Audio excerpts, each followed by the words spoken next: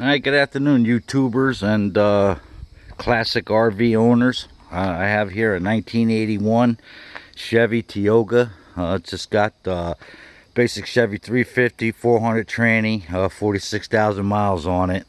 Overall, it's in really good shape. I'm the third owner of this vehicle, and the second owner really didn't do anything to it.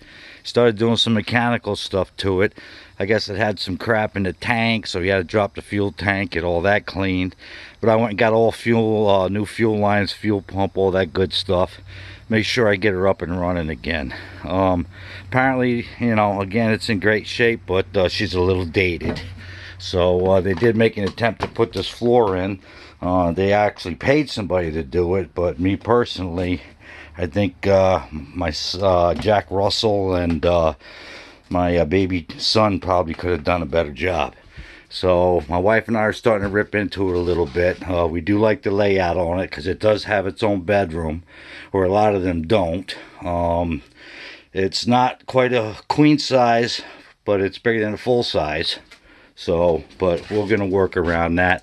We also have this area up here for the storage, and you know, we're not going to plan on sleeping up there, so I got the cushions there. All the covers were in really good shape, so we just unzipped them, popped them out, threw them in the wash machine, and cleaned them up really good. And again, because of the color scheme, we're probably just going to go over it with slip covers on it. So, you know, here's the engine compartment again. Dash looks really good. So, like I said, it's got 42,000 miles on it, you know, which is nothing. So, you know, rebuilt carburetor. We'll go through all the mechanicals on the later video. So, you know, again, like I said, everything's in relatively good shape. You know, it's all there. I have a nice big thick Manhattan sized phone book file on it. So, you know, the guy that owned it originally, you know, he really kept up with it, did a good job. And you know, again, we're just going to be updating it. So, you know, there's the bathroom. You know, obviously, you got a little bit of work there with the fan and the ceiling. No big deal. That laminate flooring continues on into there. They got the piss rag, I call it, that's at the base of the toilet there. That's all going to come out. We're going to upgrade to, you know, a better sized toilet. It's got a little sink. So it's got, you know, this cabinet here. We'll be able to, you know, put our clothes in and all that good stuff. So, you know, that's where I'm at with that. We're also going to upgrade to a heat pump / AC unit. I looked one up. It's about $1,400 on Amazon. So it's 15,000 BTU. So it should keep it nice and chilly in here in the summer and keep it nice and warm in the winter, because I'm debating on whether or not pulling out the heating system in this to you know, just make some more storage room. So the AC and the heat pump should definitely take care of all that. I ripped out the original refrigerator. It was the one that runs on propane or electricity. The cabinets, like everybody else knows, you're not going to be able to get that out all in one piece. So, you know, it kind of got destroyed. We went and we looked at some kitchen cabinets, and aside from the weight, we also had an issue with the size. So I was able to find this, it's more of like a bathroom type vanity. So, and because the pipes and everything are on the left side, I was fortunate enough to find one with a couple drawers on the right side. So this side here we'll be able to access underneath the sink and the plumbing, and then this side we have, you know, some extra places to store stuff.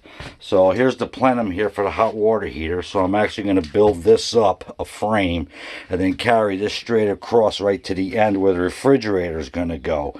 And my idea is to get the refrigerator that's going to butt up against this, and then they'll share one continuous countertop, you know, that I'll make myself. So I'm definitely going to, it's a shame, but I'm going to have to cut this side out a little bit just to make room for the pipes. And there's some electrical that runs through there. You know, there on the counter there was an old